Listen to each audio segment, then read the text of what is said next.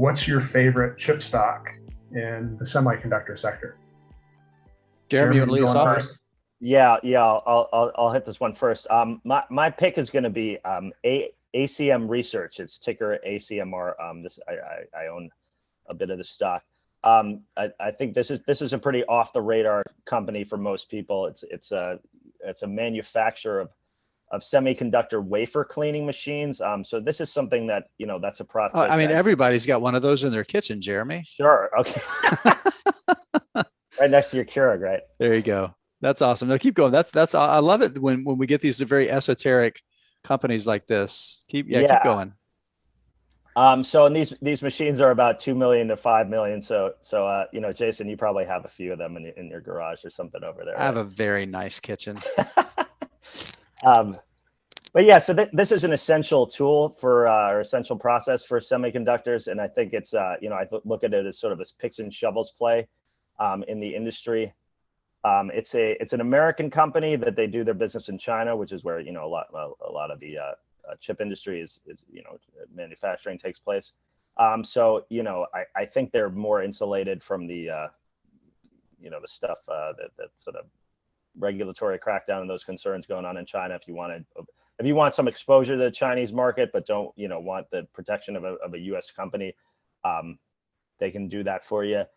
They're growing pretty solidly. I think in the 25 to 30% range. They're also profitable, so they got the components of a growth stock. I'll see if I can share the Y charts with you just to sort of tell the stock story. Let's blow this up. Here we go. Yeah. So yeah, I mean, most recent quarter we got 38% revenue growth. We got a profit margin has been 12%, pretty solidly in the double digits for the last year. Stock really took off early in the pandemic, and their customers are some of the biggest semiconductor manufacturers in China. So I think it's I think it's I like the picks and shovels idea. I think the numbers are good. So I think it's got a lot of things you want in most stocks. And I also think chip prices are going up, so that's going to favor all the industry players, and it's going to increase demand. I mean, the shortages isn't good, I guess, but the long term, we need more chips. Demand's going up, and this is top of the line kind of cleaning proprietary technology that they're providing. So I think demand for their services should increase as well. I think people don't realize, Jeremy, how incredibly complex semiconductor manufacturing is, and how these facilities have to be as spotless as anything can possibly be to be able to develop. What's the saying in the industry? It's not rocket science, it's harder. It's incredible. It's absolutely incredible. So yeah, right. The kind of defects we're talking about, I mean, chips are small to begin with, and then these are taking care of defects that are nanometers, or they're measured in sort of infinitesimal. It's incredible. Nick, I'm going to go second here and let you bring it home last. And this is one it's not my favorite per se, but I think it's just gotten to a point, guys, where I think Intel's undervalued and overlooked. And in fairness, this is a company that's kind of gotten in their own way for a while, tried with fits and starts to do things differently, and nothing really ever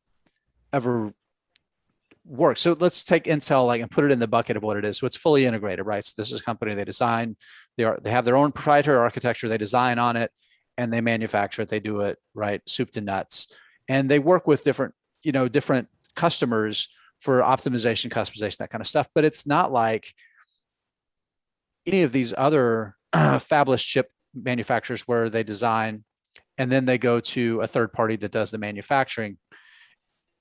And there's this massive market, there's this massive opportunity. And I think it's probably obvious that this is where most of the growth is. And that's where companies want to design their own chips, right? They want to make them to do the things that they need them to be able to do. Yes, Intel's architecture is always going to have a lot of customers that just want to buy it. They're going to want to buy what Intel makes, right? And they're writing software for that architecture, or their customers are using software that's built for that architecture, and that's going to be the case. But they've been ignoring this massive opportunity. But I think Pat Gelsinger, their new CEO, I think he's on the right track. I think he has a plan. And if he holds true with this plan, I think this is a great turnaround opportunity. I'm going to share a screen here, and I'm just going to show some valuations just to kind of set the stage, right? So what we have here, this is Intel's price in purple. It's around $54 a share right now. In terms of, I'm going to pull the price off just so it's easier to see on a price to earnings and price to cash flows basis, where the stock trades. And this is over the past 10 years, right? So this is looking way, way back. And I think at the very least, this is fair value. And it's probably cheap if they just do an okay job, just an okay job of building new capacity and opening up their x86 architecture to more companies to develop chips that they want versus buying what Intel says they want, right? So I think it's really, really important. And I think they can do that. And I just to kind of set the stage, just as a comparison, some companies that are loved here at the Fool and that are great companies, I just want to show some comparative metrics, right? So price to cash flows, NVIDIA's almost 67 times trailing operating cash flow, and Taiwan Semi trades for about 19 times trailing operating cash flow. Now, for good reason, right? They trade for these valuations because those businesses have absolutely nailed it and they execute well and they are dominant in what they do. And Intel hasn't done well, right? And has ceded market share. But I believe in Pat Gelsinger. I believe in what he's trying to do. And right now, paying less than 7 times cash flows, I think Intel over the next 5 to 10 years, because this is not going to turn around in a year. It's not going to turn around in 2 years. Over the next 5 to 10 years, I think it's going to beat the market. I really do, guys. Nick? Oh, I like it. I like it. You guys took like 2 opposite approaches to this too. Very much so. Very much Jeremy, so. Like very niche, small company. Jason, I arguably like the most recognizable semiconductor name on the planet.